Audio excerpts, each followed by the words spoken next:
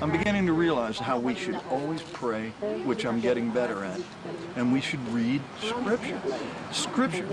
You know what? That first week, while I was still drinking, I was reading the Scripture though too, right. And I burst into tears when I saw that part where Christ said,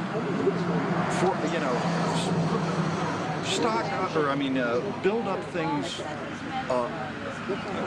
in God where neither moth nor rust can corrupt. For where your heart treasure is, there will your heart be also. That was so loaded.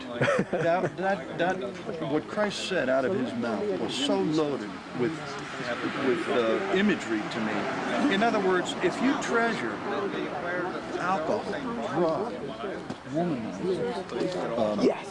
football. Excellent. If you treasure any of that, I knew it was here, and I knew it would just show up to me just like that. I didn't even know where to start looking. At first I thought of it as him appealing to me in my heart, because I'm a mush case when it comes to loving, the heart thing. But it wasn't. It was a whole lot more than that. It was like worlds more than that.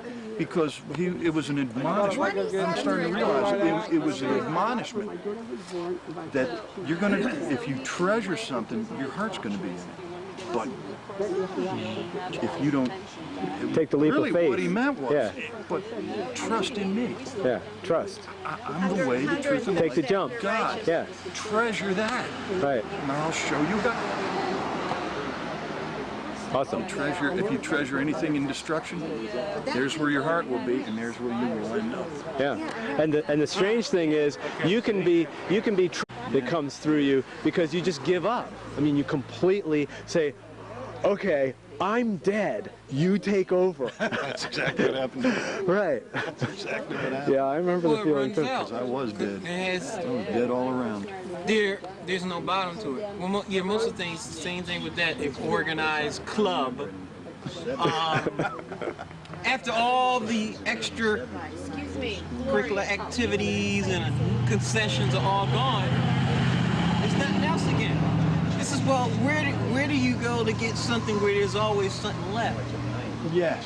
Okay, and of course with God and Jesus aspect, there's always something left. It's not enough. It's like more. It's always, well, some more. Right. Getting wisdom. Your eyes get open. You're out in the desert and he sends you locusts and honey, and it's fun. The club is over, Like, you're kidding. That can't be good. The president do something wrong and the club is over with. They stop supporting your deal, or they, you don't get the attention that you need. It's over with. It's like that's the end of the club. And of course, as they were speaking earlier, the other things like, the happy hour's over. That's over. That's over. Now the television show's off. Now what? I'll look at the next television show. It's like I need to use the time and something. Well, on the God issue, it's a lot of time to spend. I mean. It's like, is there any more? I say, yes. Just watch. Now you're done with that. Now let's get into some history. Is it done with that? Yeah, now let's get into some powers. Is it now? Let's get into, you go into science. I mean, it makes quantum physics boring. Yeah. You know? You got infidel scientists. It makes black holes kind of not so fascinating. My favorite scientists nowadays, even to the point before Carl Sagan died, they were looking into the Bible for some answers they couldn't find.